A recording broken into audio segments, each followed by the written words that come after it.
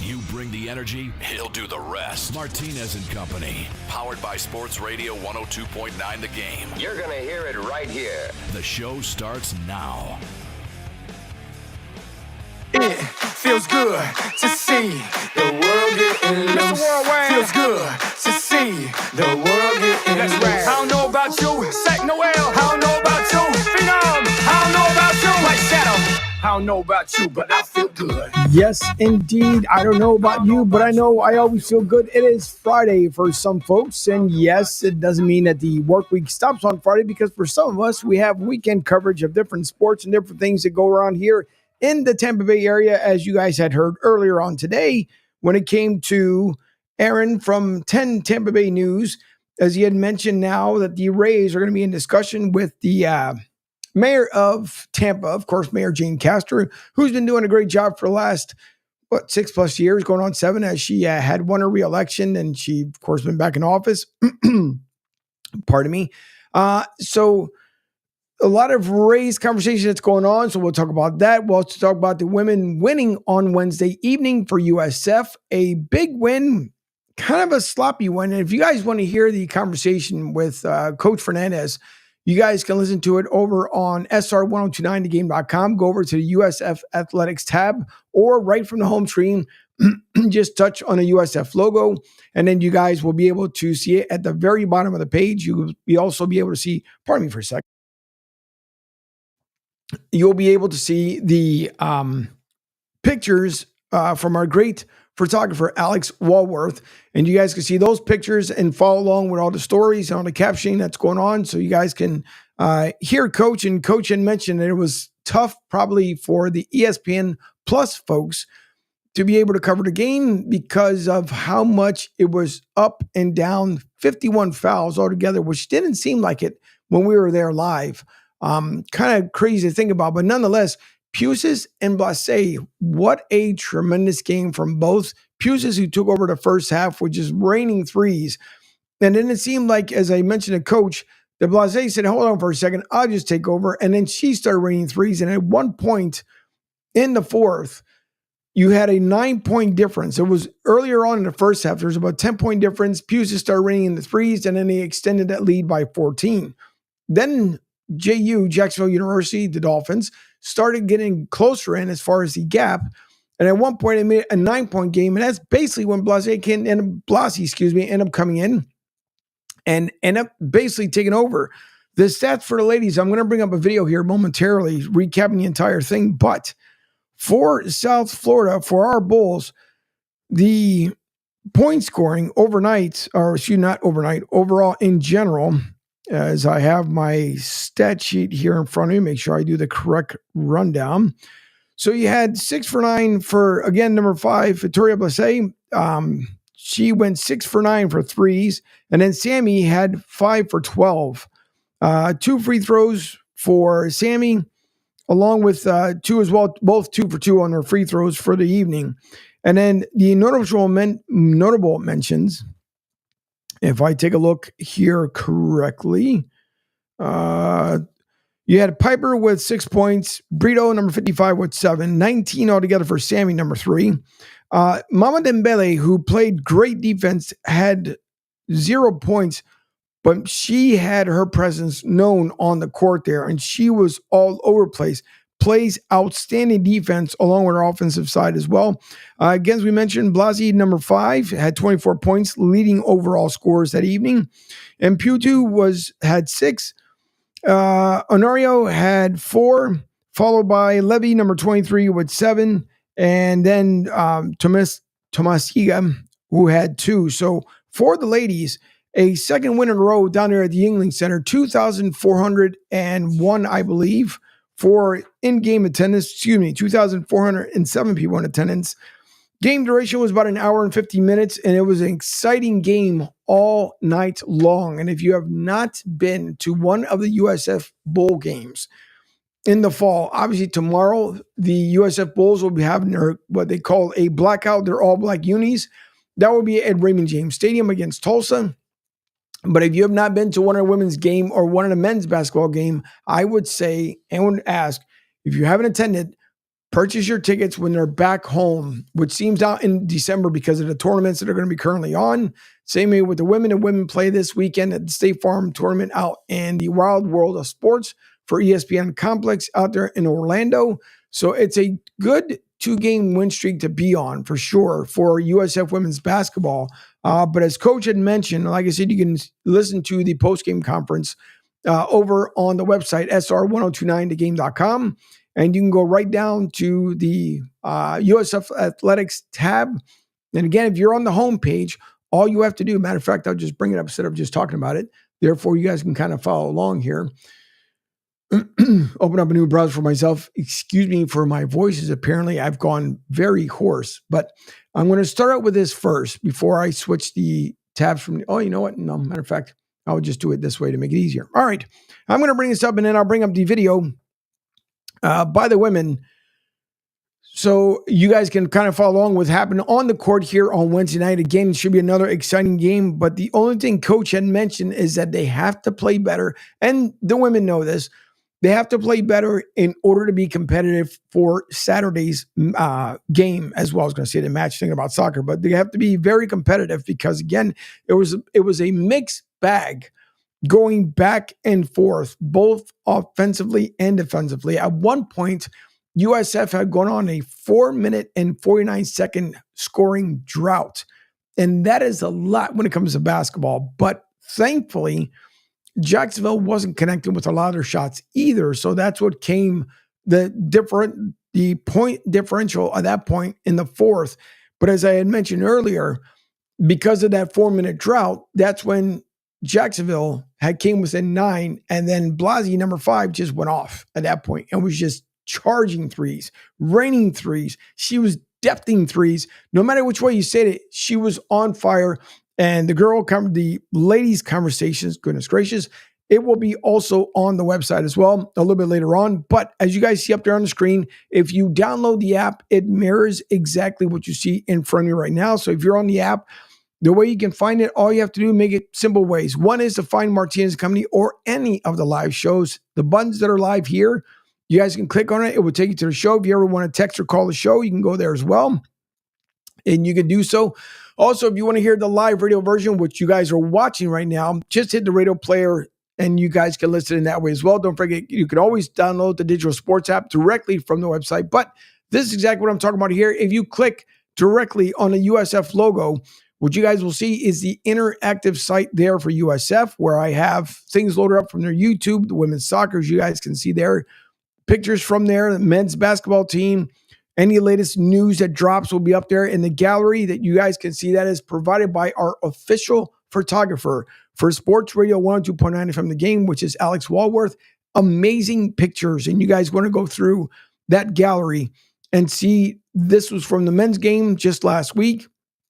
And as I just mentioned, here is for the women's basketball. And towards the very end of it, you'll see the pictures from Wednesday night, again by Alex.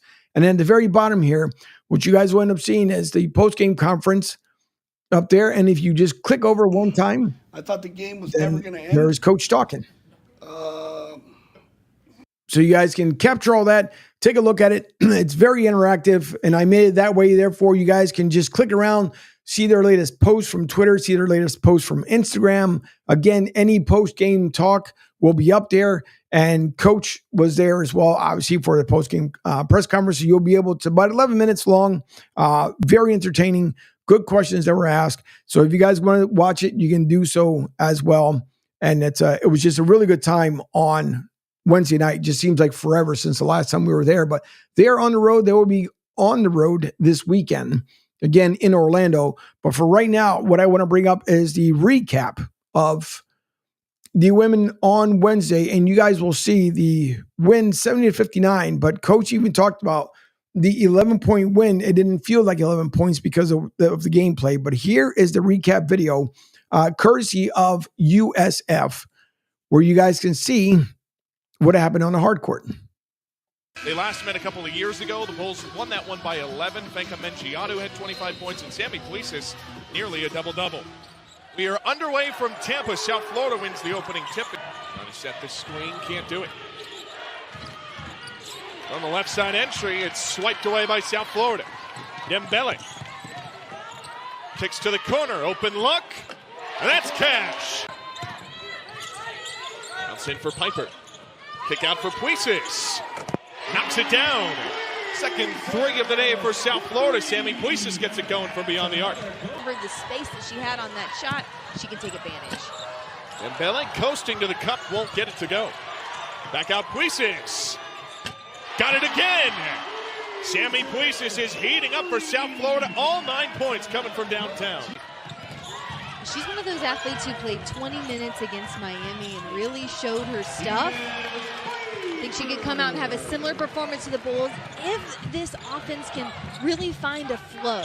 Putu's trying to find a way to get open, but I will say she's really well matched under the basket and the size for the Dolphins.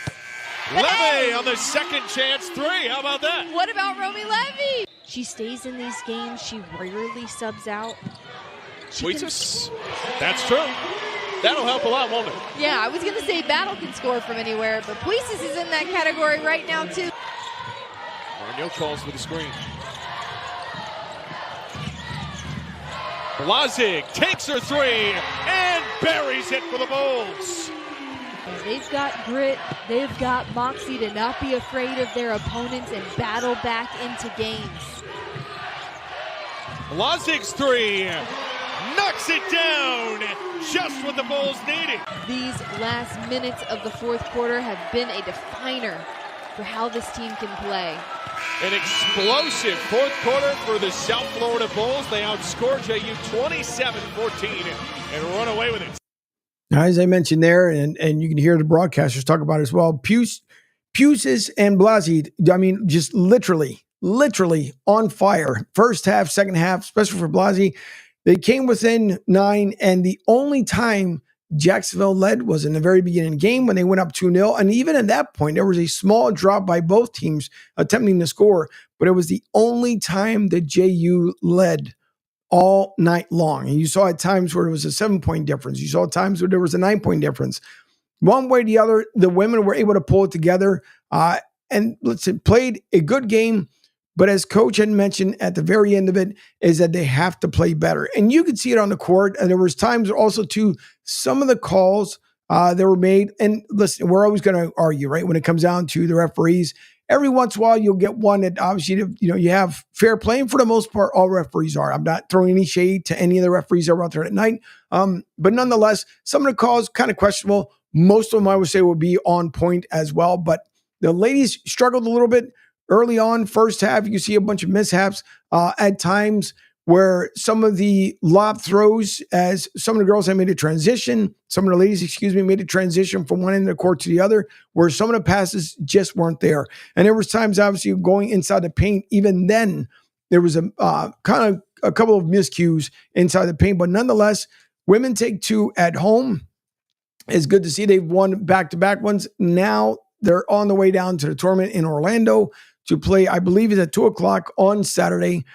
It should be a big, hopefully exciting weekend, not only for obviously the men today in South Carolina, the men tomorrow, who kick things off at Raymond James Stadium against Tulsa, and then obviously for the women over in Orlando. So it's going to be an exciting weekend. Last weekend, and if you guys missed it, Russell Wooten puts out a lot of good tweets as well. So a lot of the stuff that you guys end up missing, if you guys haven't followed Russell, you can follow Russell as well on Twitter. But he had put out how it was a winning weekend last weekend. It was good to see that USF continues to pretty much exceed their own expectations, even though there's still a lot to go for this university. But the women, also the women's volleyball, let's not forget either. They are the first time in 22 years that they're actually the American Athletic Conference champions, regular season champions, as they take on now their playoff matches. So it should be a really good weekend by USF. Don't forget USF tomorrow, 3:30. Tickets still available. You guys can pick them up on gousfbulls.com, or again, you go through the website directly over to theirs as well, and you guys can pick up your tickets that way. It is a must win for USF men's football program. If they want to see another bowl as they did last year, they need to win tomorrow. It is a great opportune time. If you guys missed out on the weekend before as they played Charlotte, if they can play exactly the way they did last Saturday, they should have no problems being able to beat Tulsa. And of course, in the last game of the season will be in Texas against Rice. So this will be the final one. This will also be fan appreciation game where there's going to be a lot of prizes that are awarded. Again, you guys can keep up with USF and any tweets they put out there. But there's going to be a lot of fan giveaways. I believe one of them, if I came across quickly this morning, I believe that Lionel Messi, there's one of them in there. I'm not too sure exactly what it is. And I know they're coming here to play in Tampa. But there was one in there. I don't know if it's a ticket giveaway, whichever way it is, but it should be nonetheless a good time, even though it's a little bit cooler, which for some folks, and I'm pretty sure the players are going to absolutely love it because it's supposed to be about 69, 70-ish tomorrow for the high at Raymond James Stadium. But nonetheless, it's going to be nice and cool. It should be a great crowd on hand. Hopefully, they'll pack the house as it is the last home game of the season for USF. You guys already know, and in case you don't, USF had already broken ground on their new stadium, which is going to be right behind the current practice facility. That should be completed by 2027, 2028. I, like others, cannot wait for that new venue to open up. From what I've seen from the picture renderings, it's been really nice. The student section is supposed to be really, really cool with the USF logo in between there. I'm pretty sure at nighttime is going to be a sight to see, so we all cannot wait for 2027, 2028. We don't want the years to go by that fast, but we can't wait to see. And I'm pretty sure as they make the progress in the stadium, they'll keep pushing pictures out there so people can enjoy and they can have seeing. So big weekend coming up by USF. It should be a great one. I don't know if many people are traveling to Orlando to watch the State Farm Series this weekend. If you are, let me know on Monday if you made a travel trip out there to Orlando. It would be nice to see the fans out there in Orlando for the entire tournament weekend, as I'm pretty sure that it is for the men up there in South Carolina as well. With that being said, as now the women are 4-2, again, it's going to be a good weekend for USF women's basketball. The other breaking news, which for those of us who like Arena Football League, the Arena Football 1 League put out their schedule for the season. I'm fortunate to be the Spanish play-by-play broadcasters for the Orlando Predators. And not only that, their first game, and I've yet to wait and see if they're going to be back at the Kia Center. There might be a relocation of the team in a different area. I don't know. I'll keep you guys informed as soon as we all find out exactly where we're going to play in. But nonetheless, they're going to be playing the Albany Firebirds. And last year, they split between Albany, and then Albany had to make another travel trip down to Florida. But because of how the original football league ended, the Arena Football League had ended, they didn't make the travel trip there. And of course, everybody knows that Orlando Predators came up short to be able to win the championship. So this year they're going to try it again, but it's going to be launched this March 14th. It's going to be a Friday, and they will be hosting the Albany Firebirds on March 14th. It should be a great game. It should be, I would say, definitely a sellout.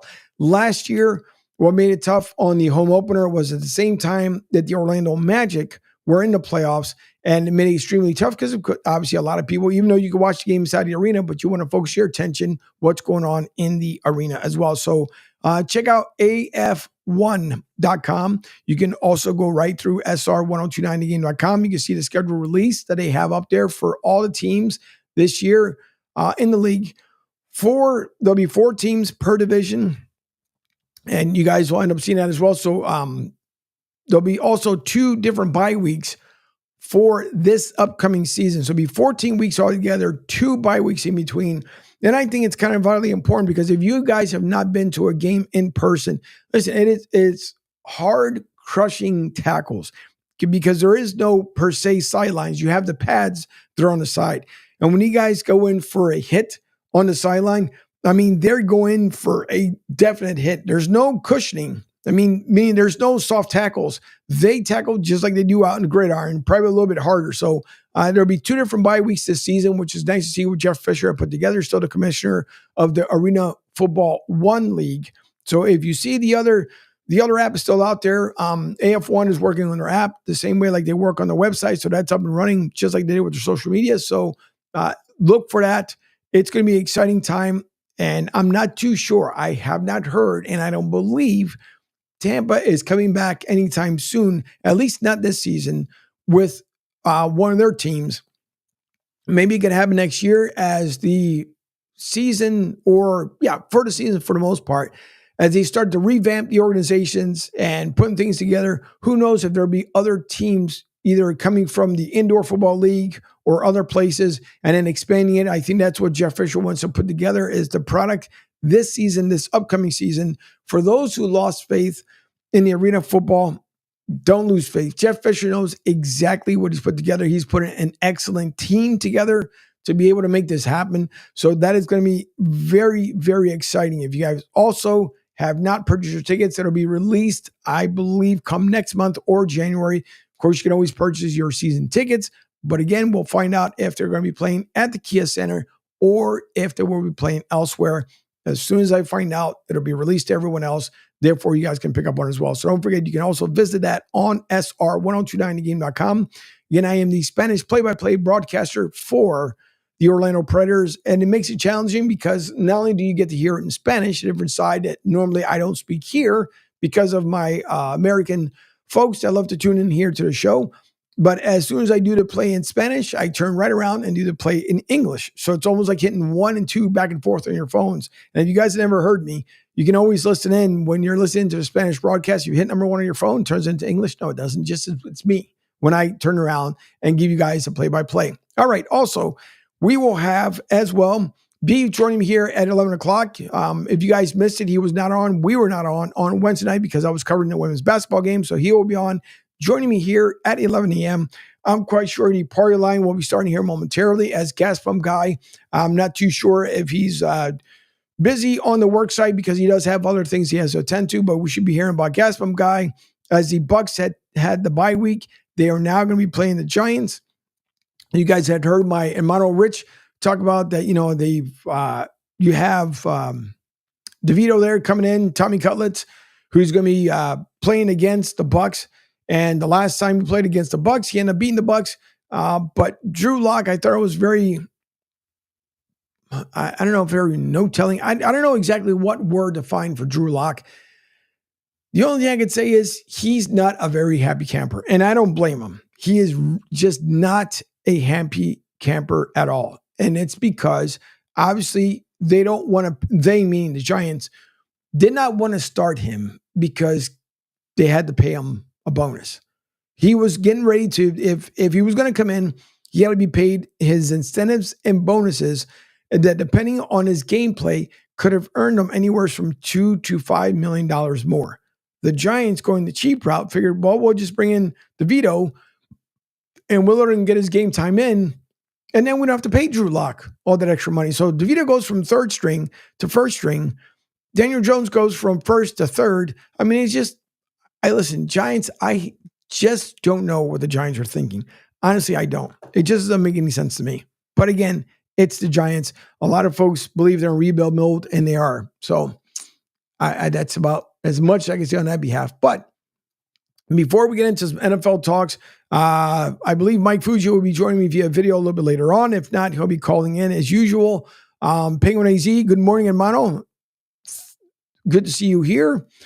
Sorry, as I'm trying to get through here with my voice. I don't know what in the world happened, but it's dried up really bad. And so I'm sounding very, very scratchy this morning, so I apologize for that. But I want to go back to, because now the situation, if you guys had heard, obviously the gentleman who decided to leave for LSU went to Michigan.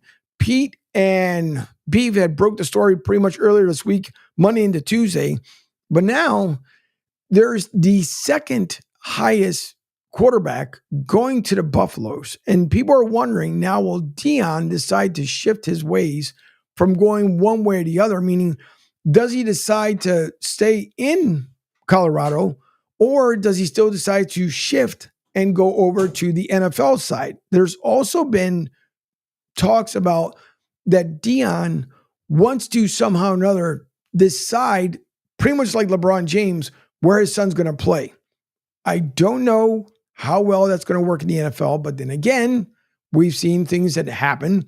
And could Dion decide to say, you know what, Shedeur is going to go play with the Panthers, or he's going to go play, with Dallas? Maybe they decide to trade Dak Prescott and send him elsewhere.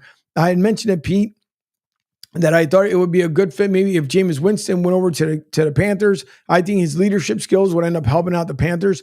But things happen, things change, and they may not happen. It might just be a farce. I don't know. I'm just saying.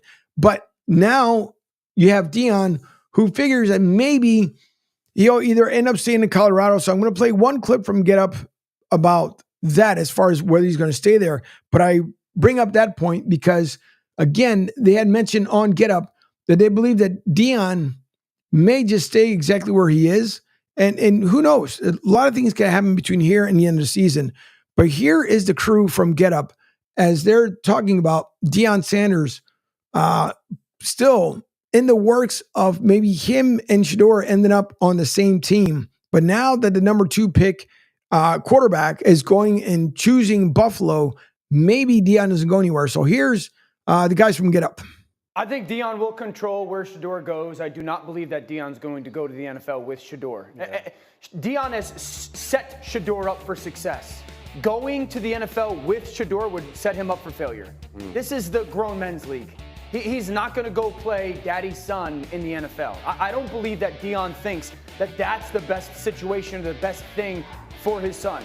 I also think because of what's happened this week, it's way more likely that he stays at Colorado. Colorado's on the verge of flipping a big time recruit from USC quarterback-wise. Julian Lewis, who's from Carrollton in Georgia. I just don't believe that young man would be entertaining. He just decommitted from USC and flipping to Colorado unless he truly believed that Dion wasn't going anywhere. Yep. I think Dion will control. So you hear the conversation there, and they talk about that they don't believe that Dion would end up leaving. But again, we've seen many, many things happen in the NFL. We've seen things that happen on the college level. I mean, we saw what happened last night, obviously, with the flip coming from USC or LSU, excuse me, back over to Colorado. So with that, and I believe Fuji's on the line, but I also want to bring up the one here too before I get to Fuji, is that they mentioned about the 5-star quarterback Julian Lewis committing to Colorado. And this is where this conversation goes, because now does it seem that Dion would end up staying there? This is again from Get Up. I thought this was a very, very interesting take on how the guys had talked about this, because we've all been hearing it. No one is pretty much a deftone to this. Everyone's been hearing about Dion. Is Dion going to go to the NFL? Is he going to stay there? In the beginning of the season, it changed. Everybody, you couldn't call him. I think it had to be Coach Prime.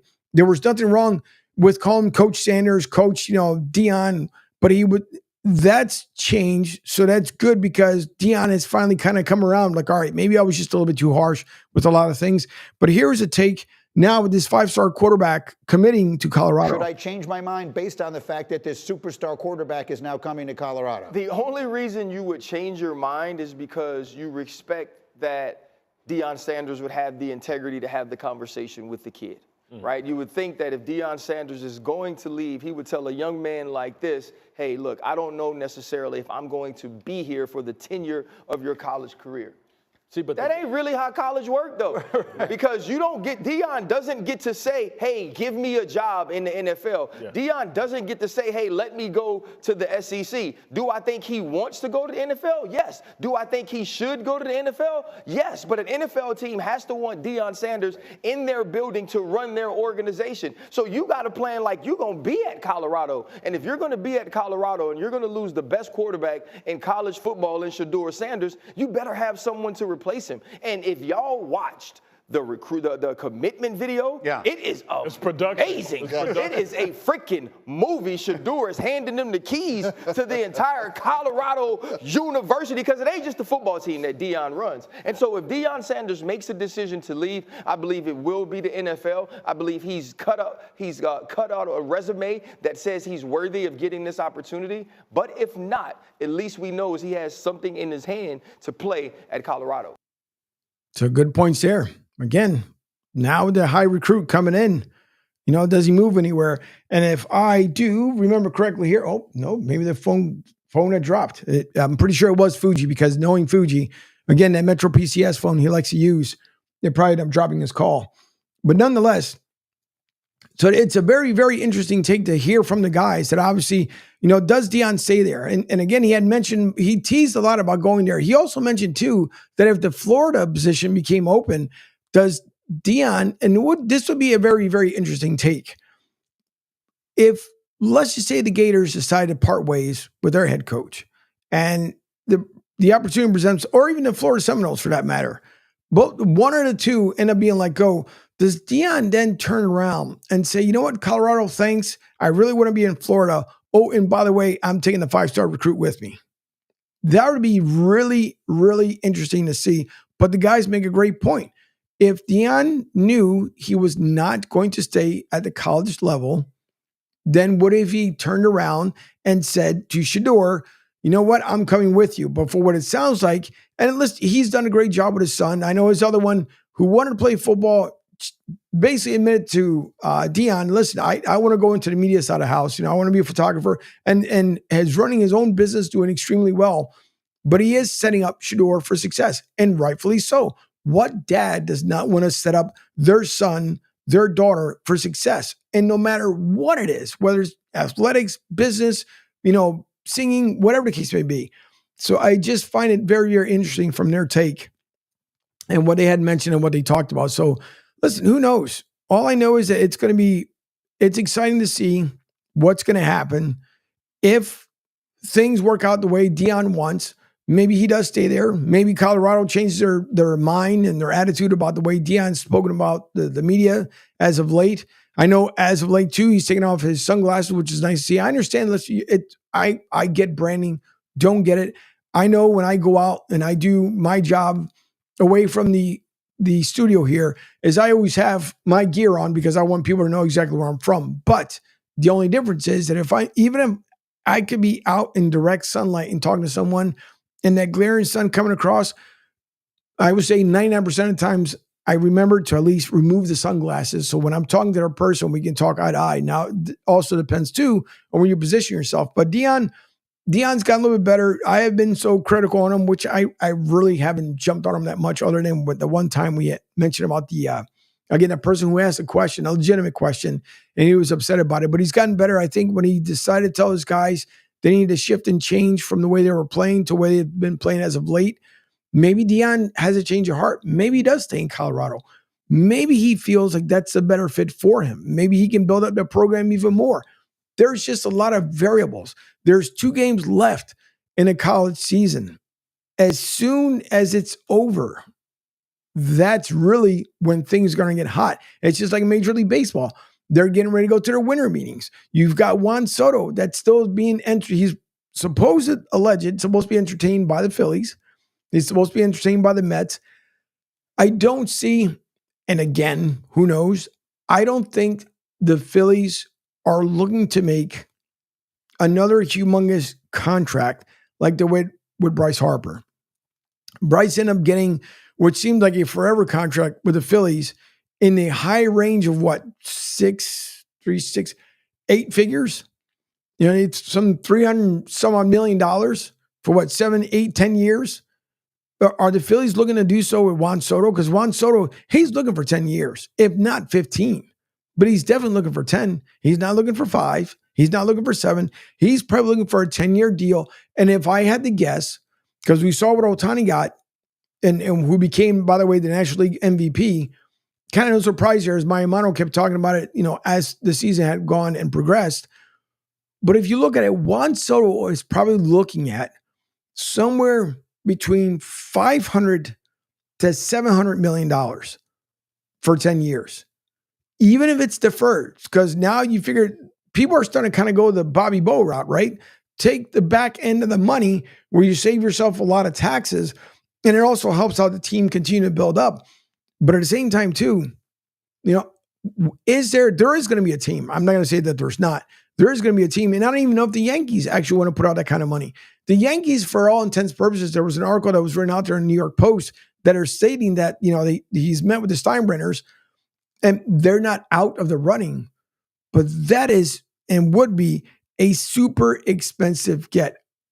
because we all know that money is going to be pushed in our direction. It's going to be pushed in a direction. No matter which way you look at it, you're just going to be in some crazy stratosphere that no one knows about. And does anyone who really want to spend, is an athlete for that matter? And I'll throw this question out there to you guys. Is an athlete worth that kind of money? You're hitting a baseball, you're catching a baseball, you're running around the bases. I understand you have to keep yourself conditioned and everything else, but listen, a broadcaster, I don't care how good they are. A broadcaster can never demand, listen, I'm taking $300 million, 15 years, take it or leave it. You know what a company's going to say? Okay, leave it. Go figure out what you're going to do on your own. I just don't see where it makes a lot of sense because ultimately, in the end, we pay for it. As fans, we end up paying that huge amount of money. And to me, it doesn't make any sense. Rick Marcus says Soto to the Red Sox. I don't think so. And I'll ask Beav on the other side after a commercial break, but I'll get into him about that. But I don't think the Red Sox will make that push. I don't believe so. I could be wrong. What do I know? But I could be completely off base with it. All right. With that being said, we're going to take our first break here. When we come back, of course, Beav will be joining us here as Beav's World gets to stand here on a Friday. Don't forget you guys can call or text the show always at 727-858-6650, 727-858-6650, or you can make your comments on the social medias on Tampa Joe's Facebook page, over on Pete's Facebook page, LinkedIn, YouTube, Twitter, Twitch, Rumble, Kicks.com. And if you have the app, yes, you can even make your live comment directly through the app. So after the break, I'll see what Beav thinks about. Could Soto be entertained by the Red Sox? I don't see it, but we shall see. I'm Angel Martinez. You're listening to Martinez Company, brought to you by Sports Radio 102.9 FM The Game, the Coastal Sports Network. We'll be right back. Hi, folks. This is Gerard Moynihan of Moynihan Lumber, and I would like you to know that our company has been selling Anderson windows for over 60 years. See the complete line of Anderson windows at any of our 3 locations in North Reading, Beverly, or in Plastown, New Hampshire, or at MoynihanLumber.com. What's up, Southwest Florida? Jim and the Beef Guy here. Fort Myers, we answered your call. We're pumped to announce the opening of our second location. It's on 41 just north of the Edison Mall. And guys, nothing's changed here. The beef, the sausage, the breaded steak, our Maxwell Polish. Now serving you in 2 locations, Fort Myers and Bonita Springs. And don't forget, if you're having a party, check out our catering menu. Hey guys, when you're at the counter, don't call it Gardenia. It's pronounced Chardonnay. Phil Castanetti, Sports World in Saugus, Massachusetts, is New England's place to buy or sell the finest in sports memorabilia. For over 35 years, Sports World has offered the finest in sports collectibles. Last month, you might remember Tim Thomas, legendary Bruins goalie, returned on October 5th. What a turnout it was. And now a new event coming up. On Saturday, November 30th, it's Willie O'Ree, yes, the original Jackie Robinson of the National Hockey League. He'll be signing autographs to the public, $25 each. There'll be photos, pucks, and cards available. Phone orders are welcome. Just call 781-233-7222 for more information. Sports World in Saugus. Be there. Hey, everybody, it's Pete Shepard from the Coastal Sports Network. Want to tell you about my good friend Lou DiMuzio and his company. Lou is the president and founder of Ace Technology Advisors. They're big-time tech specialists. At ATA, they're able to craft, implement, and manage the best and most appropriate solution for your business. They leverage their industry-leading experience and their portfolio of technology partners to improve your best practices and infrastructure. So you can get a hold of them at 888-599-4223. That's 888-599-4223. Check them out on their webpage, www.acetechadvisors.com. That's www.acetechadvisors.com. Or you can email them sales@acetechadvisors.com. Check out my friend Lou DiMuzio and Ace Technology Advisors. Ion Tampa Bay is the latest news, weather, and traffic for Pinellas, Pasco, Ellsboro, Hernando, and surrounding communities. Stay connected on X, Facebook, and their website, iontp.com. Ion Tampa Bay keeps you informed on breaking news as it happens. Southwest Florida's newest game in town. Sports Radio 102.9, the game powered by Ion Tampa Bay. We'll be right back.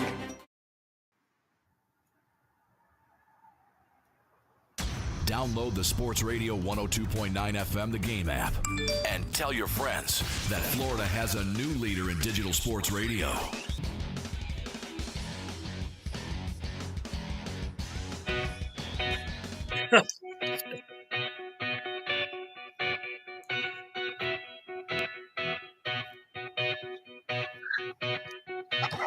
All right, welcome back to Martinez Company here. Now, of course, part of that is Bee's World here with Beeve himself, and Bee was on earlier on with the Pete Shepard Show, as you guys had talked about earlier during the week on some breaking news that was brought by ESPN, but someone had to jump on that one earlier throughout the week. And as Beeve said, the only thing he had to do was to answer the phone. But nonetheless, joining me from the great state of Michigan, it is Beeve, and I believe Fuji and his Metro PCS is on the line as well because I can hear all the noise in the background as usual.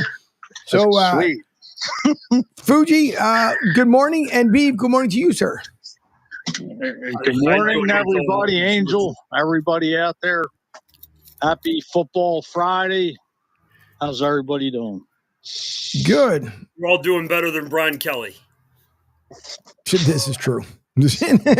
Unfortunately, that is absolutely truth there. But I want to mention, first I'll get your thoughts too, Beef, about this whole thing with Deion. Does he go? Does he not go? But Rick Marcus has sent in a text, and he has mentioned about Juan Soto and the Red Sox. I don't think it would happen. I don't think they're going to entertain that because, again, the price can be too high, and there's a lot of pieces that Boston needs to do. So, am I wrong in saying that I believe the Red Sox would not entertain that?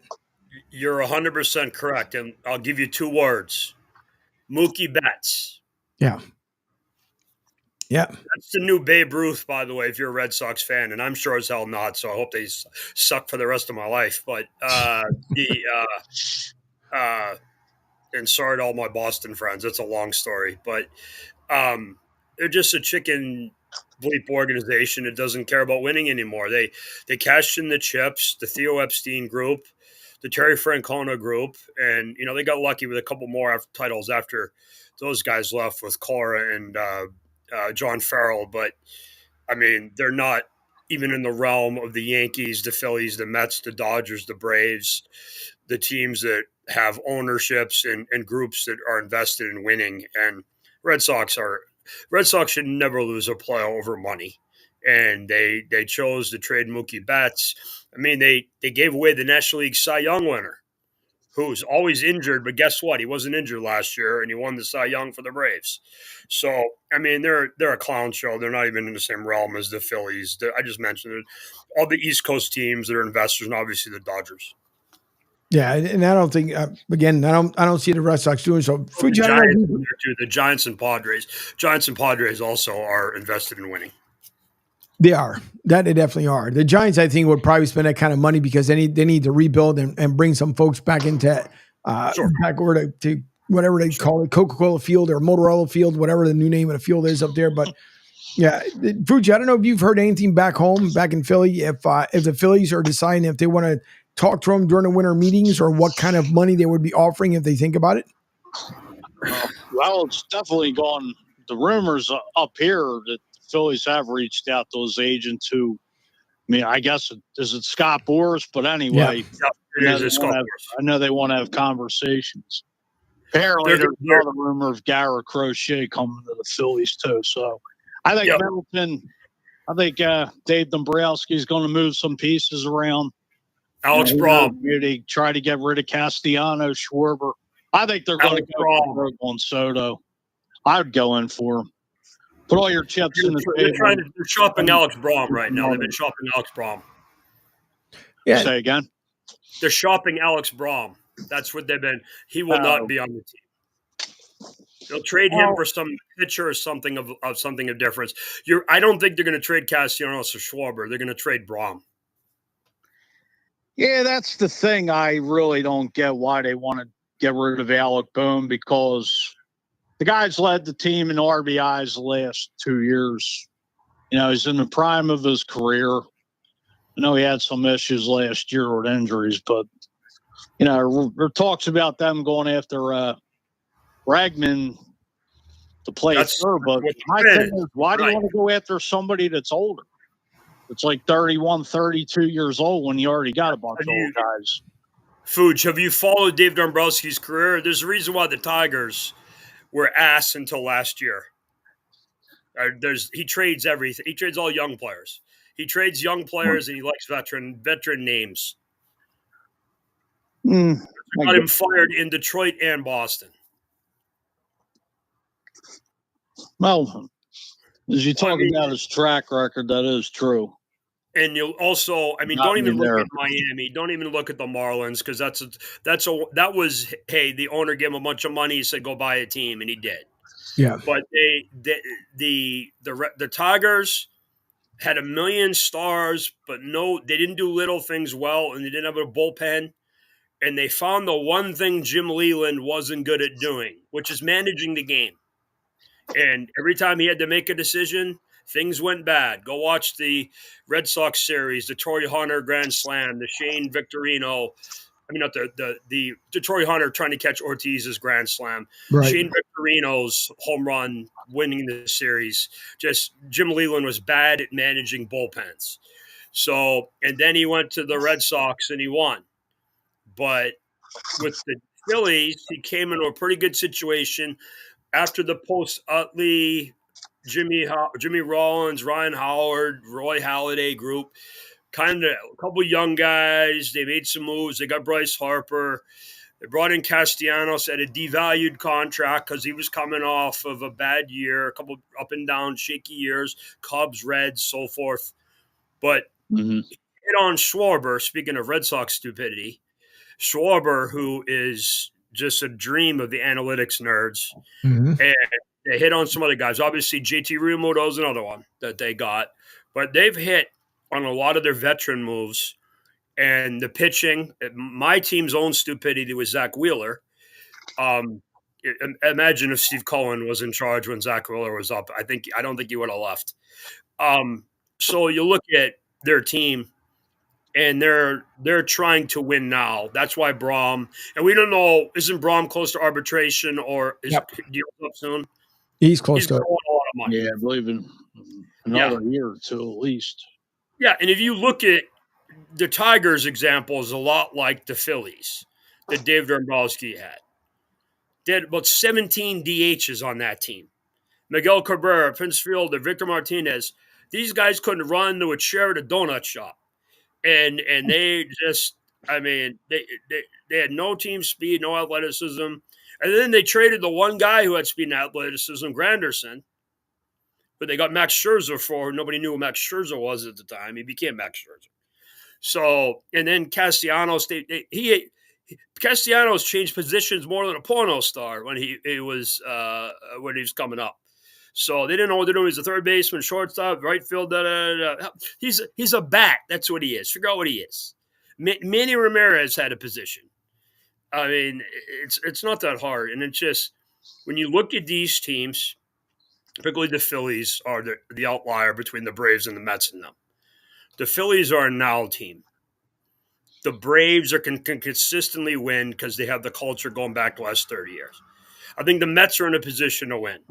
This is the second time in 3 years with Cohen. They won 101 games 2 years ago. Last year they had a rough year. Not 24. 23 they had a rough year because Scherzer and Verlander acted their age and they fell apart and nothing went right. But this year's team had the great success, the great run. They gave the Dodgers the best series. They have a lot of things they can do with their pitchers in free agency. What they do with Pete Alonso, they're in on Soto. I do believe they will get Soto, and we'll see from there. But there's the division is changing. That's why the Phillies have to go for this now, and they hit on a couple of the relievers they brought in too. That's the other thing.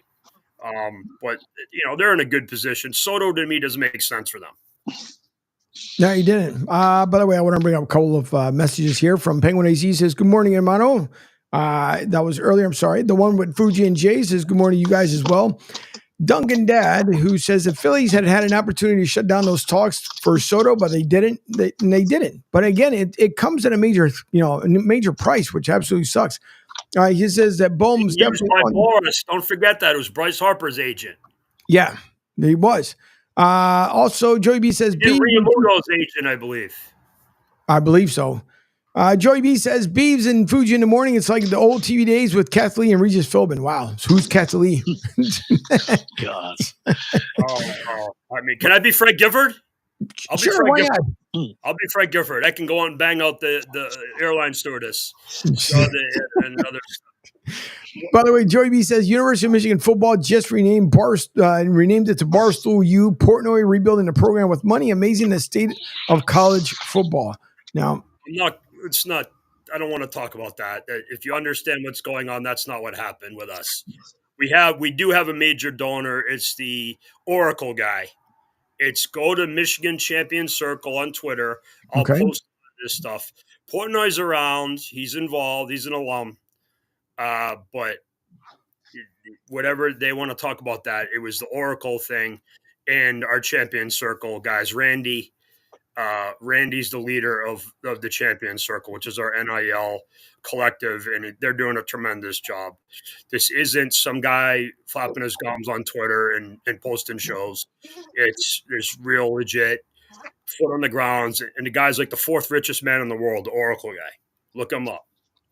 No, I've heard that I've heard that. I mean, listen, either way, they're going to $250 billion. How much? $250 billion. Goodness gracious. So, by the way, I need a loan, so give me a call, please. Yeah, no, really. How about just give it away? You know, give it away to in need. How about that? What Joey B's talking about, and this is an important point, and because you guys don't understand things here. With the Harbaugh situation for 3 years, him flirting with the league, I said Harbaugh's name. He's Los Angeles. I don't say his name.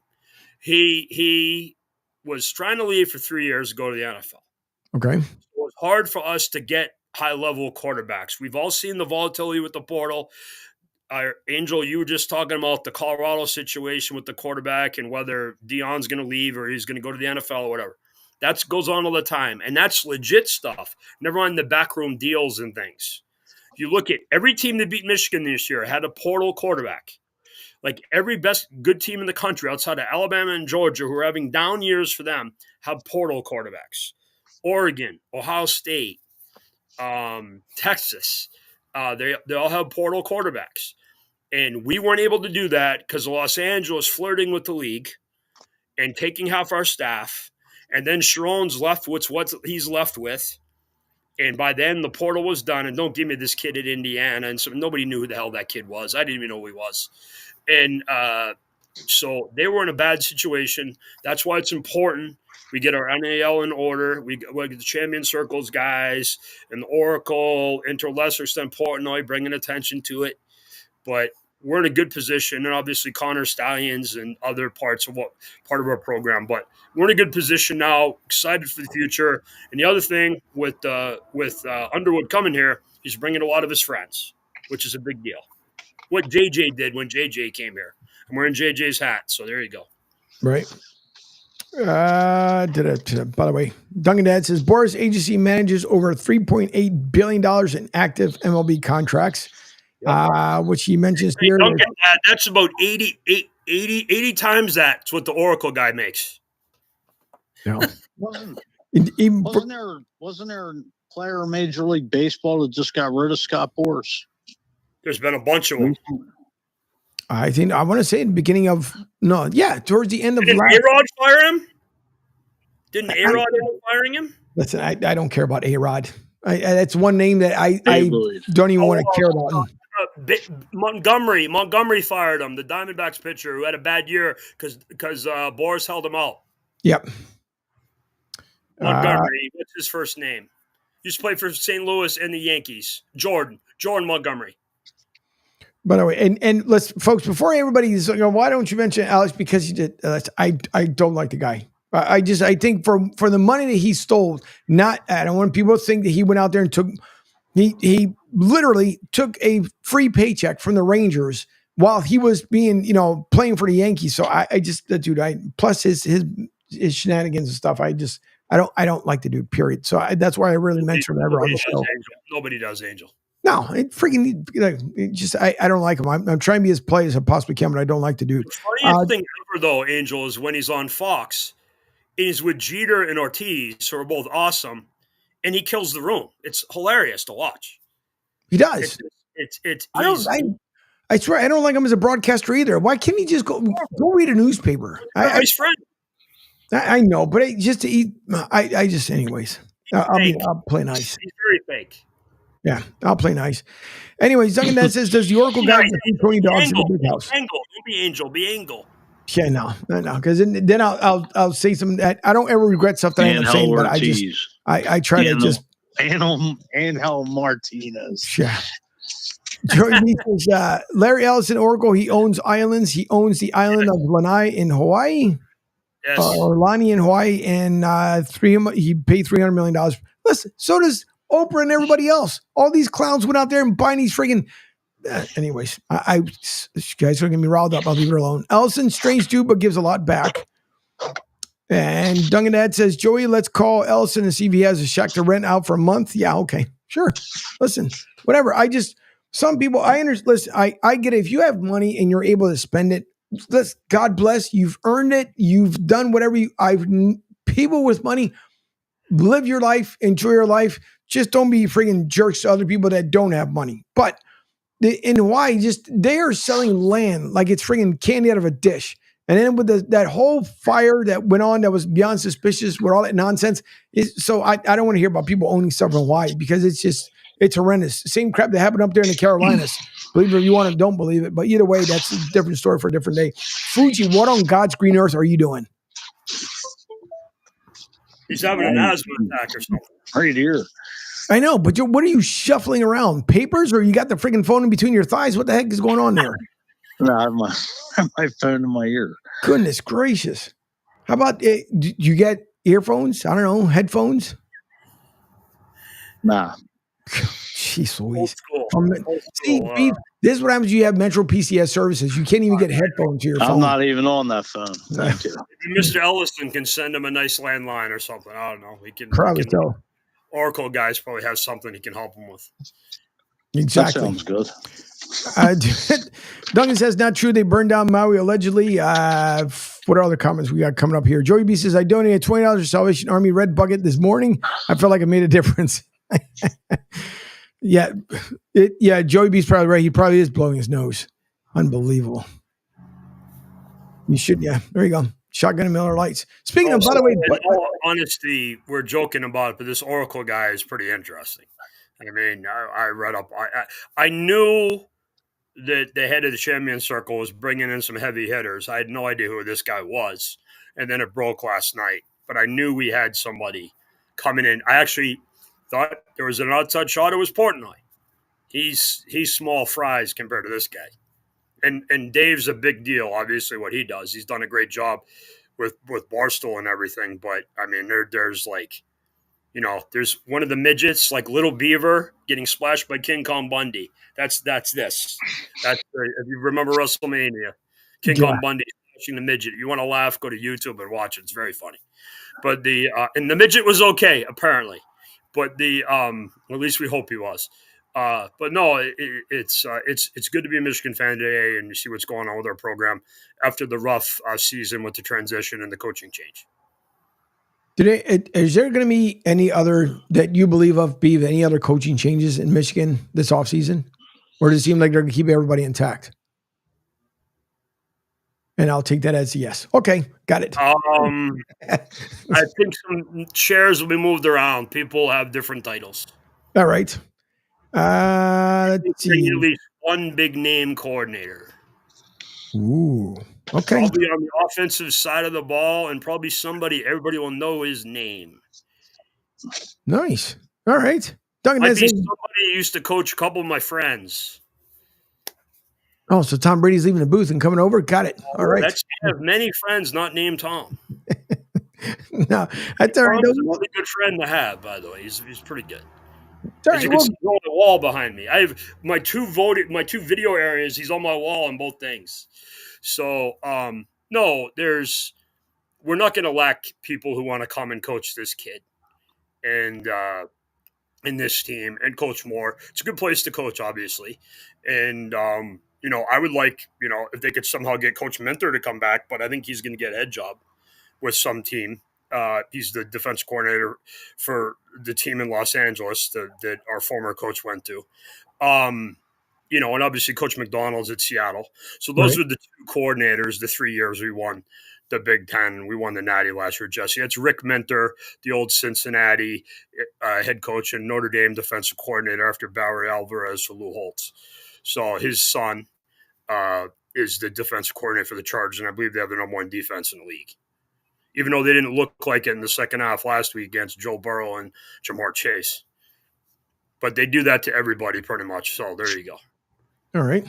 Well, Joey B, by the way, says here in Boulder, Juju Lewis rumored to be getting $15 million for 4 years with his NIL deal. Lots of oil, gas money here in Colorado, and CU alums in the oil sector, easy to raise money.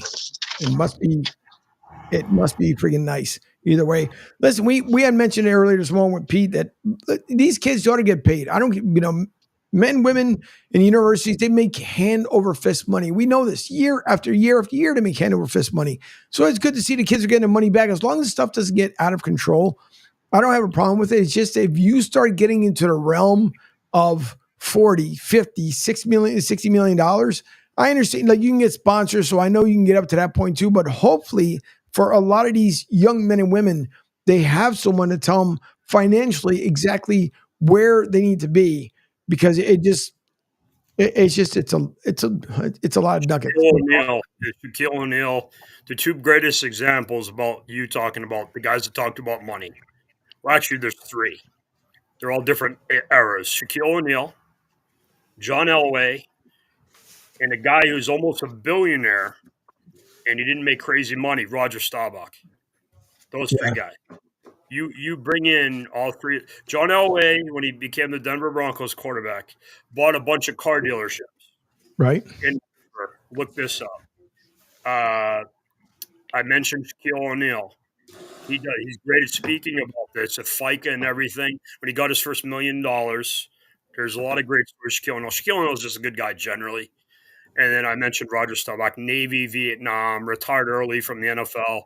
He's one of the most successful businessmen in the country. He had a super meeting with about 12 to 15 elite NFL superstars, Tommy, Jerry Rice, Larry Fitzgerald, about 2 years ago, and going over his business. He owns like 75 businesses, Roger Staubach does.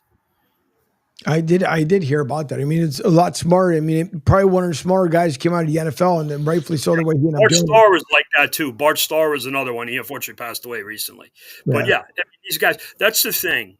And I struggled with this when Tommy was retiring, and I had to figure out what the hell I was going to do. And obviously, we're still doing TV. But when you go from doing something your whole life, I mean, I've been around sports since I was 6 years old. I just turned 53. So you always have something going on. And fantasy football and all this other stuff I do, it's great. I'm over at Michigan baseball. I used to go to hockey, football, Just it's a complete change. It's so different when you can't play. And you see the suicide rates and the junior sales and all the guys in the concussion, Justin Strizlik, Andre Waters, Dave Dorson. It's just crazy. But you deal with it and you just figure out a way, new set of energy for what you're doing with your life. And I see Duncan Dad's here. That's a good thing. Yeah, that's the other billionaire from Philly. The other billionaire. No, we did just here so I don't get fined to keep myself close to my vest. Two other guys that come to mind right from Philly with the roots. Dick Vermeil did a great job transitioning after his career coaching. Oh, I love Dick Vermeil. One of my all-time favorite like phenomenal dude. Like he is as genuine can get. You know, I got a Vermeil story. Story. Go ahead. And then the other guy from Philly, Jaws. No Jaws. Yes, talk to Ron. Yeah, NFL Films, like phenomenal what he's done. The CEO, the youth playbook.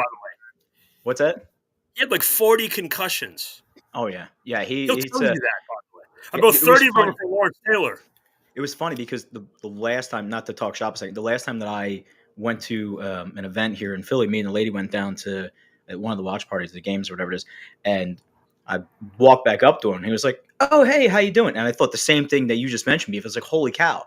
I was like he's remembering the face with the name, and for him, like with all the being banged around and tossed around or whatever, like you gotta make some kind of to kind of have that. And it's like the golf courses, the charity events, the NFL films, the stuff he does on the networks. Like he's taken that worked it into as part of his life. But you're so right. There's so many times nowadays you have these athletes transition. We see it with the military.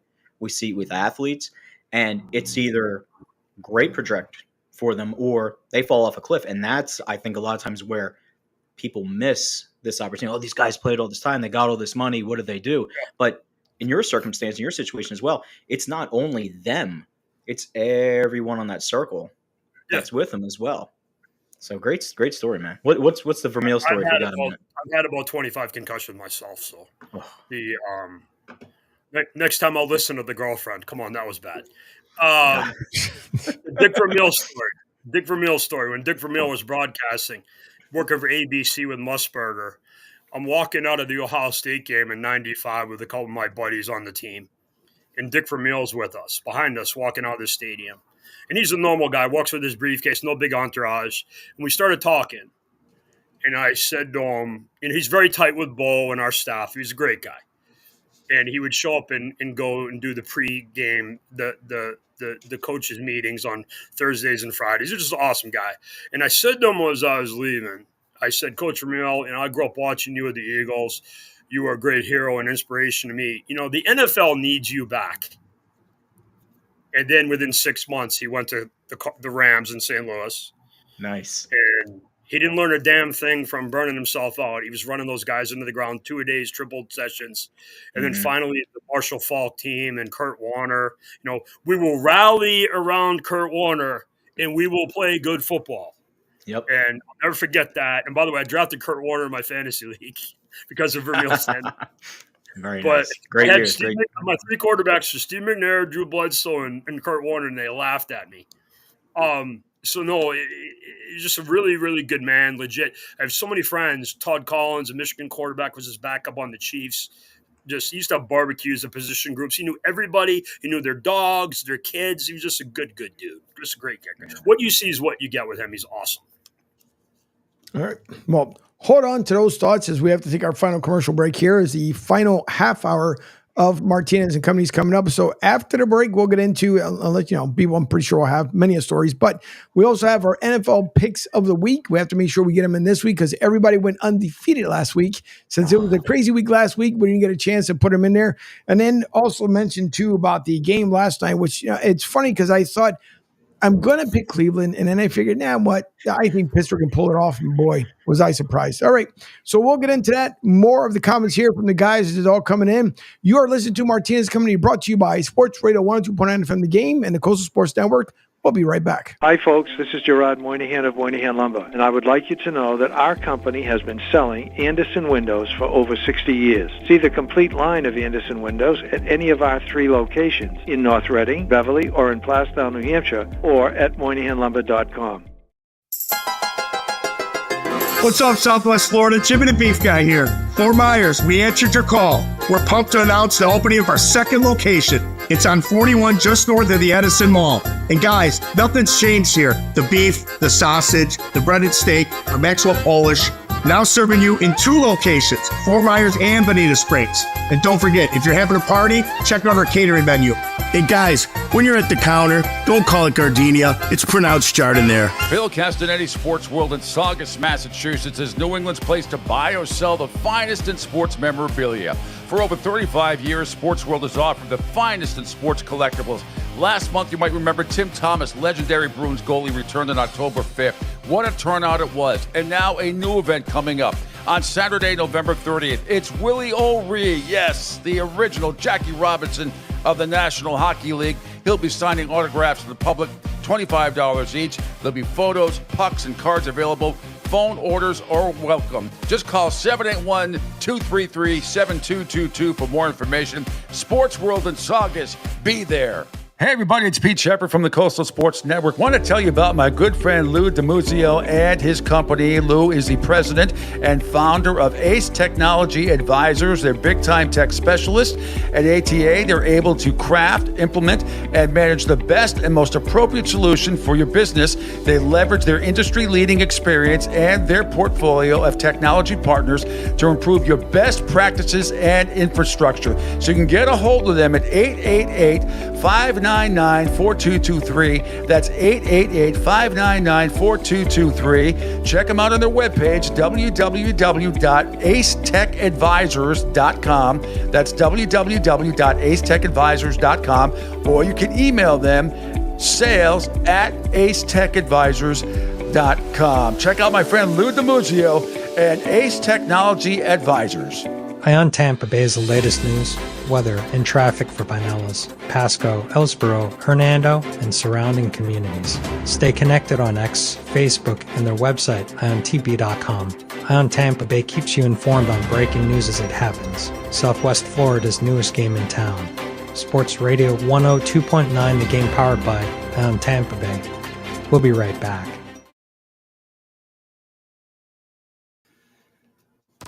Don't just follow us on the socials. Call or text the show 727-858-6650 and let us know what's on your mind. Now back to Martinez and Company. I'm wide awake, and all the voices in my head wanna play. They're gonna take me to the place where the bass. All right, welcome back here to the final segment of Martinez Company. Thank you all for tuning in. You can listen into the show on Mondays, Wednesdays, and Fridays from 10 to 12 in the morning Eastern Standard Time. Of course, here on the left coast, it starts about 7 a.m. Penguin AZ, who is always nice enough to start his morning off between myself and Pete from 7 to 10 a.m. And then, of course, Martinez Company from 10 to 12. Monday's lineups, which is usually the same for Monday and Friday for the Drive with Q, from 5 to 6 p.m. as he's been extremely busy with boxing. He'll be back this afternoon at 5 o'clock, and it's Football Friday with Q, so that's at 5. Beeve is normally on Monday and Wednesday as well. This Wednesday, we could not be together only because I had to cover basketball, but that normally is from 6 to 8 p.m. And, of course, Lori Vance's Insider Football Monday nights. On Wednesday nights, it's Talking Hoops. Yesterday, the crew was on because, again, the coverage that I had to do for basketball. So they were on last night. And all the shows, you can go back on SR1029thegame.com. Go to the sports radio tab. You go right to the homepage. There's a button that takes you directly there. And then you can watch the replays from all the shows, including the audio download. So if you miss a thing, you can always go back and listen in to what's going on. Don't forget also, you can visit the USF Athletics tab on the website, the same way you can do on the app, so you can keep up with everything that's going on with USF, including the post-game conference with Coach Fernandez as they are traveling to Orlando, not that far away, about 2 hours east of where we are, so they can take on their State Farm tournament this weekend at the Wide World of Sport. All right, there's another comment that came in. Let's take a look at that one. Penguin Easy always dancing. He says it's a warm 76 degrees in the Arizona desert, and that's actually not bad for this time of year. 56, I'm pretty sure everybody will take it out there in AZ. All right, last night, I don't think any of us saw this one coming, as I'm pretty sure, I know I didn't. Did you? I thought... Mike Tomlin's record on Thursday Night Football. I mean, yeah, that did come to a factor too, but I still figure, you know what, they can pull it off. I know they struggled against Cleveland, but I'm like, all right, compared to what they did last week, they should be able to pull this off. They can't use the weather excuse, although I did see that Kenny Pickens try to use that as an excuse. Bro, come on, man. You're a Steeler. You're used to the Western Mountains of Pennsylvania. No different out there in Cleveland, Ohio, so you can't use the weather as an excuse. Total loser, that kid. Talk about a culture killer. All week they were rapping up about how Cleveland's culture was bad, blah, blah, blah, blah. Listen, take Jameis Winston with a grain of salt, right? He's going to speak on behalf of his boy, out there with Deshaun or whatever. But like, he realized he's got a second lease on life. He's starting quarterback now. Bingo. So he's having fun. He's enjoying it. He's matured. He's got kids now. His perspective, you can see, albeit whatever, he still gets frustrated, has definitely shifted. But that kid, I listen to all the talking heads. I'm going to call every one of you out on the fantasy BS stuff. No offense, great, whatever. But, like, this is a guy, he's going to pop a couple home runs for you. But to the team. He's Claypool 2.0. Horrible. Grabbing people's helmets on the final play, getting up into in feedbacks. He initiates the fights. Like, not contact. He initiates the fights. Like, dude, play the game. You're not going to get the ball thrown to you all the time. If you had the talent of Terrell Owens or Keyshawn Johnson, then you could complain. But you don't. Anyway, rant over. I picked the Steelers, too, because I thought, why not? But guess what? I picked the Jets last week as well. No way, I didn't pick the Jets. No, thank you.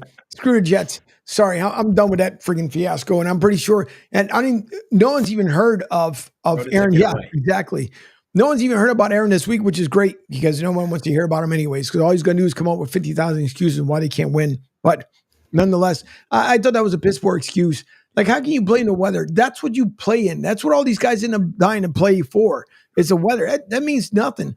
And you're right, though, Duncan, that as far as when it comes to Jameis Winston, I mean, that is such a night and day difference where he has matured a lot and he's really found the way to hone in on playing football. And I know that Pete had played a cut earlier, and when the reporter was asking him what he thought about what happened last night, he had mentioned that as far as, he thanked Jesus a lot, and it's not, you can tell it's not the answer she was looking for, but he was making it well known. Listen, I've changed my ways. I'm seeing a lot of lights and different things, and now I'm looking to better myself. And if the Browns choose to move on from Deshaun Watson, Jameis Winston, I think for them, he should remain a Brown. If not, and I want to get the thoughts on with both of you guys. I'll start with you first on that before we get into our NFL picks here.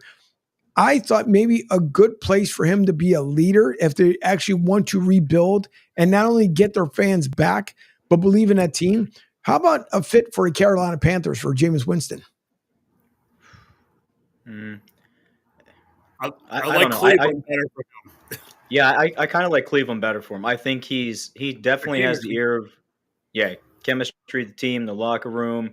I think it's befitting of him. I think there's so much speculation regarding what's going to happen with Carolina in the way of coaching staff, in the way of personnel, in the way of what they're going to do with their draft picks. Yeah, with Young. So, we always talk about be the guy after the guy, right? But right now he's the guy after that guy. And he wasn't expected to do much of anything. He did his tour de force around the league, and now he's set up pretty well. And last night, with the way he handled everything, and over the past couple of weeks, even though they haven't had success all the time, he's making people fans of him again, and people are seeing his potential as a starting quarterback, not an elite starting quarterback, but as a starting quarterback. He's gone past all the interceptions for turnovers, but the 1 year he had like 25, 30 interceptions. I mean, come on, everybody matures, everybody goes up. But I think that 30 for 30 guy, right? Yeah, I think he's better fitted to stay in Cleveland. It just feels like a good vibe for him. And you can see when people are disingenuous with their smiles and disingenuous with their comments. Last night, pregame, postgame, he was legit. And I think authenticity nowadays, especially in sports and the athletes, you really, really gravitate towards that. So I think it would be a big mistake for Cleveland to do anything else with him. But again, it's Cleveland, and they got a big old contract to eat. So, jury's out. That it is. That it definitely is. And I want to get into, before I forget to start doing our picks here, Fuji had to jump off the line, so thanks for Fuji for calling in. It's because, I keep telling him if he pays his Metro PCS phone on time, he'll be just fine. But, it's Fuji and Metro PCS. Of course, he told me he had an issue there at work, so he had to jump off. Joey B says, Deshaun Watson and Daniel Jones over $300 million in NFL quarterback salary, and they are toast.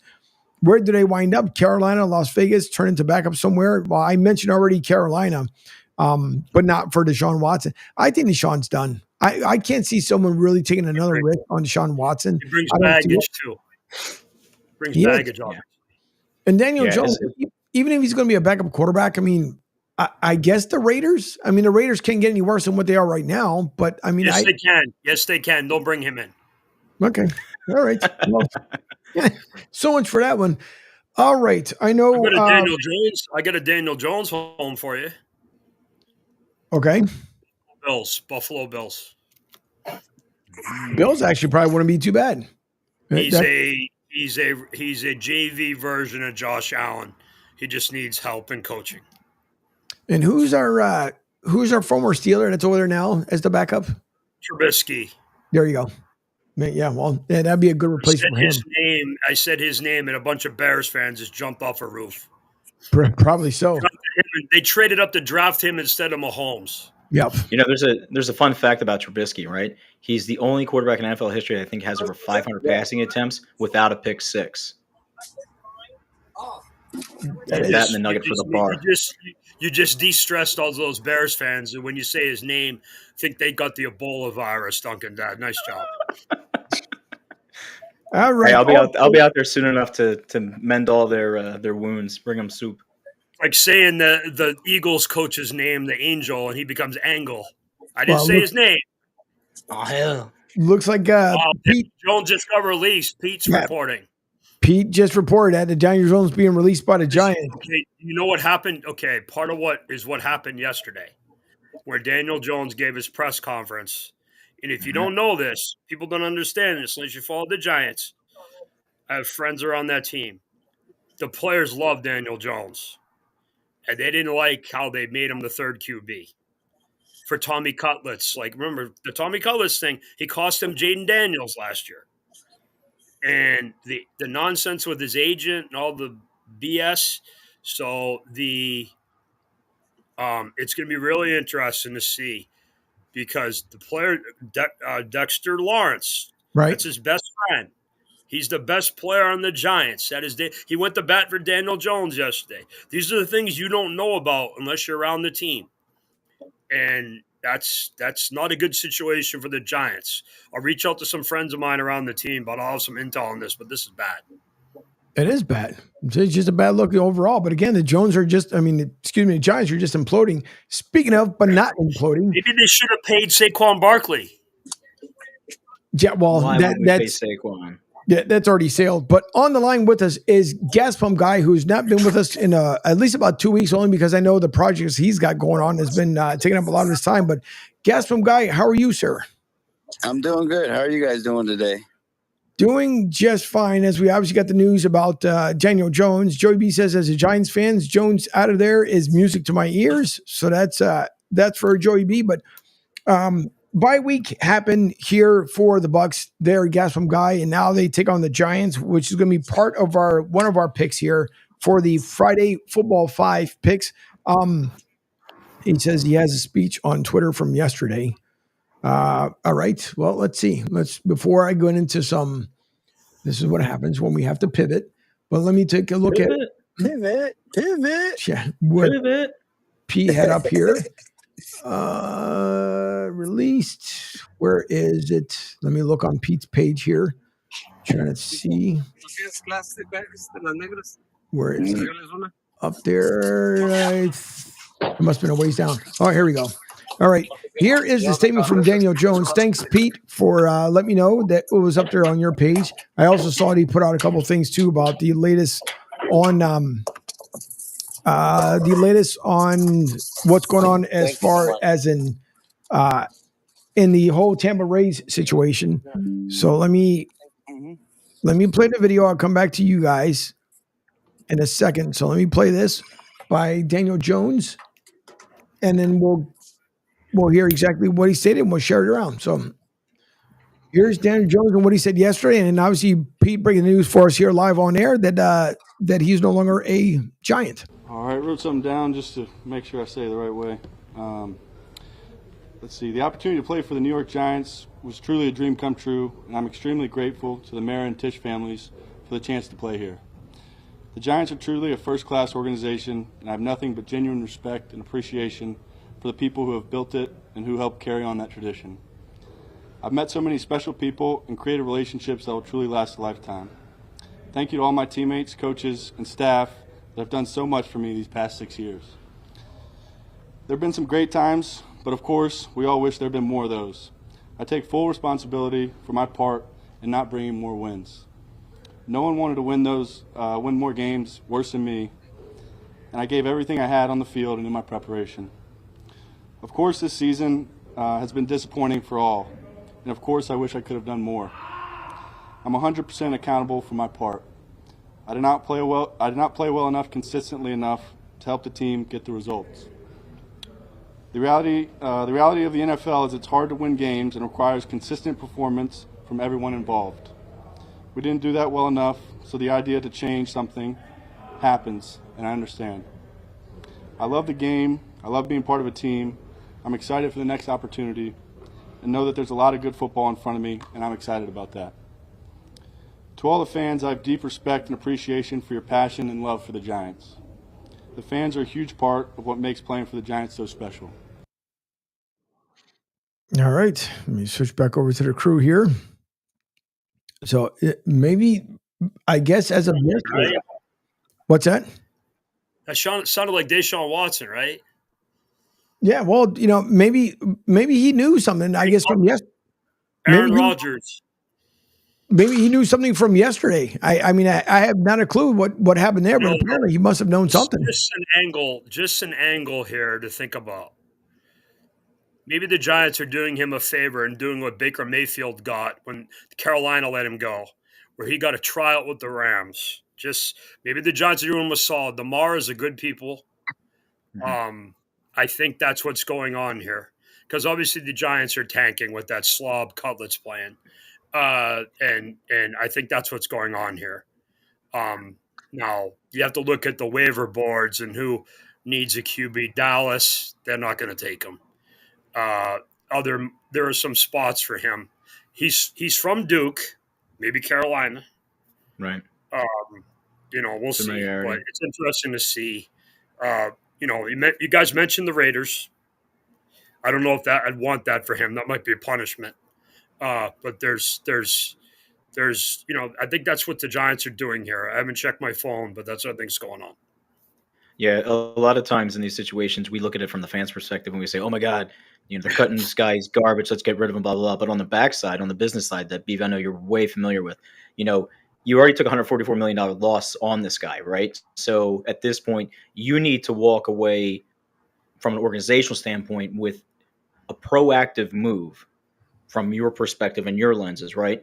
And then on the other side, for the players you mentioned, you are sort of throwing the guy a little chip, saying, "Hey, look, dude, you can take your contract, take your money, go ahead, and you go. Everybody's on good terms because we already have, as you mentioned, not a dumpster fire, but you have a really bad train wreck going on right there. There's a lot of retooling done. We're going to try to throw this flash in the pan again. Hopefully Tommy DeVito plays okay, maybe gets us one or two little, fun wins over here. Maybe gets a win versus the Skins. Maybe gets a win versus the Eagles. Who knows? Touch wood. But, at some point it's like, all right, how do we go into damage control and walk away from this with everybody losing the less amount of skin as possible? And like you said, Mars are a good family, right? They've been in the business for 100 years for a reason.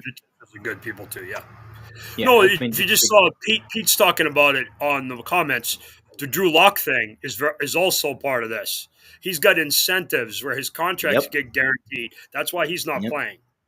Because he played a lot last year for Seattle. And he's played a little in Denver, so he's got incentive clauses in his deal. And that's why Jones isn't playing. He's getting injury guarantees. You saw this with Derek Carr on the Raiders. Yep. And when the Falcons trade Kirk Cousins, this will come up too.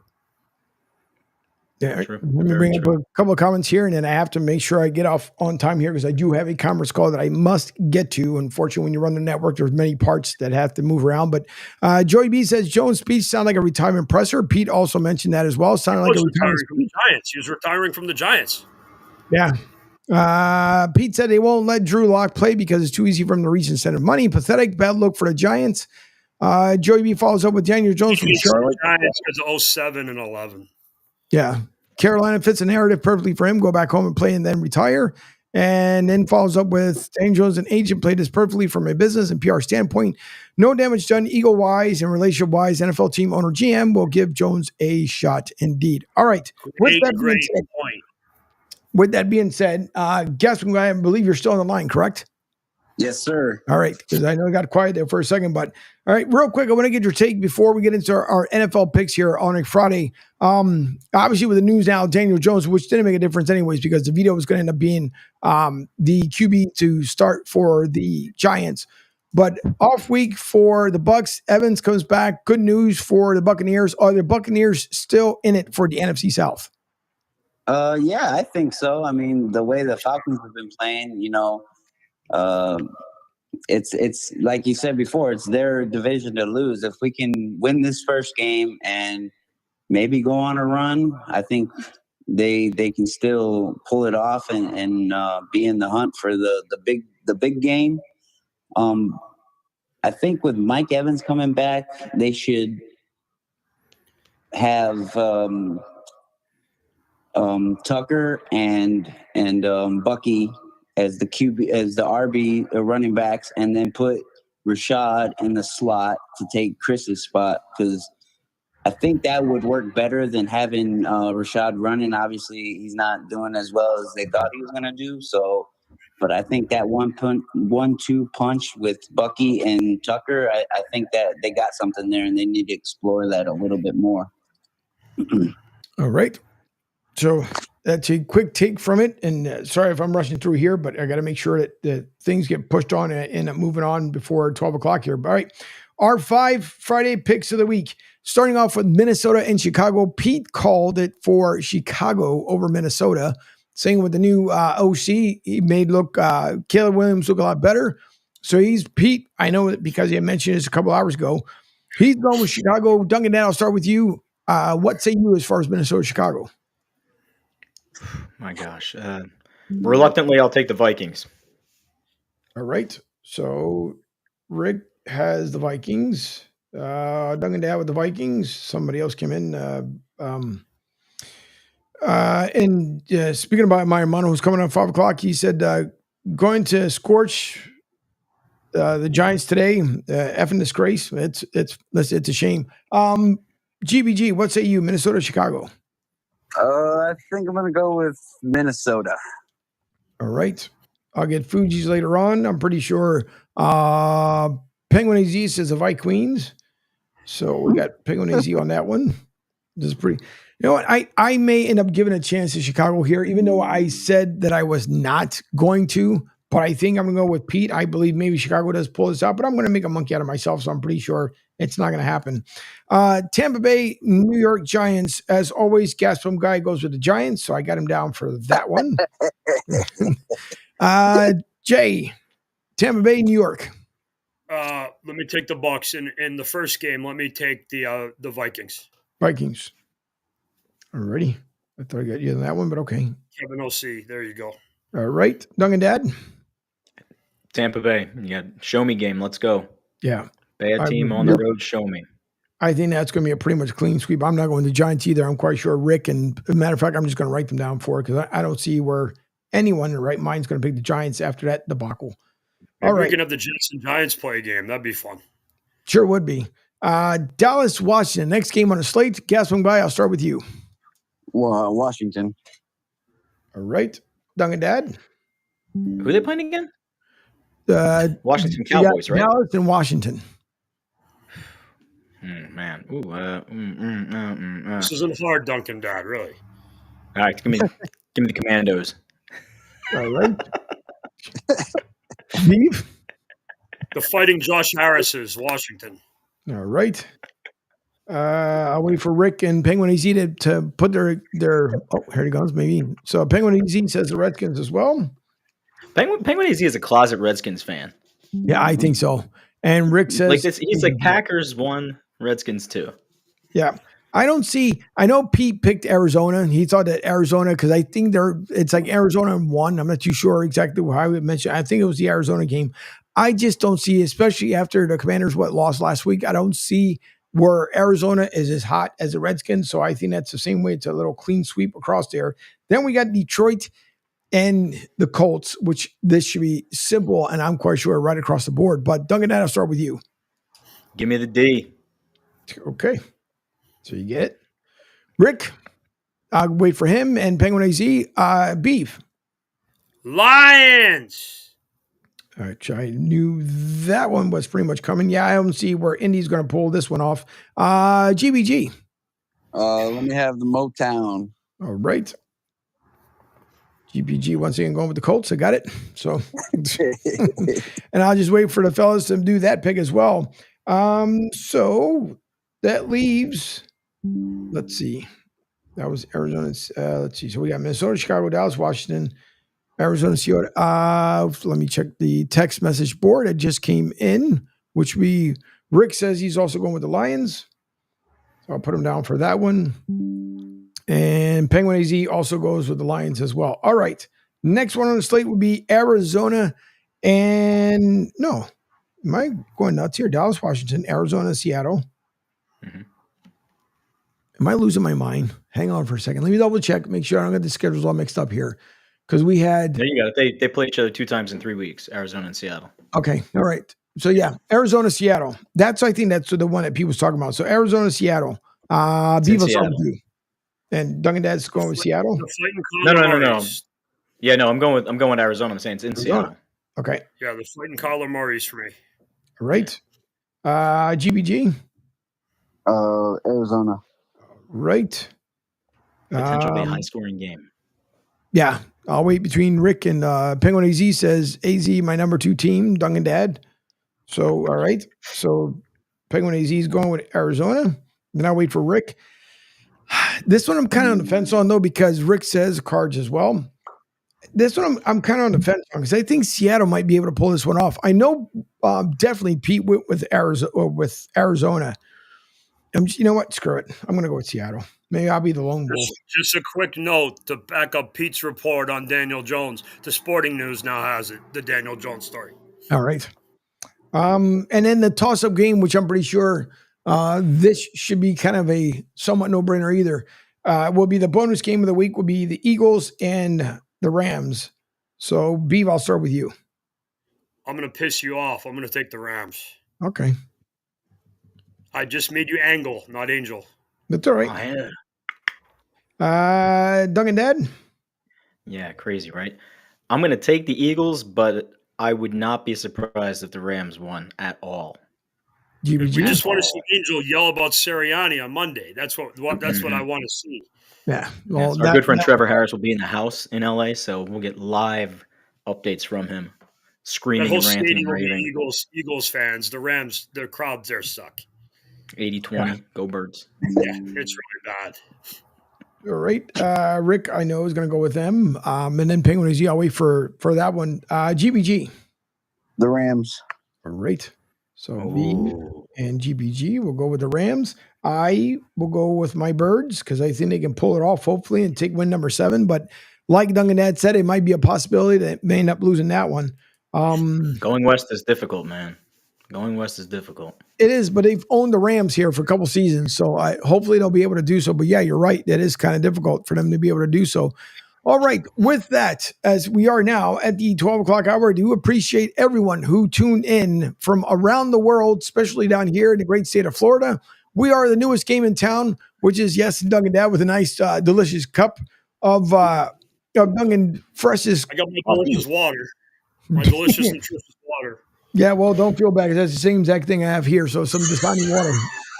No big deal. That's the energy drinks. Why not? Penguin EC says with the Rams. All right. So that's the last pick. All right. Angel, good luck with your meeting, buddy. Have a good weekend, everybody. Good luck. Thanks, Pete. Talk to you later, buddy. Thanks, guys. All right. There goes Beef. Thank you to everyone else who tuned in today. We do appreciate it. We hope you all have a great weekend. Don't forget, if you are in town and you want to go to the game, tickets are still available for USF versus Tulsa. That would be the last home game, 3:30 start.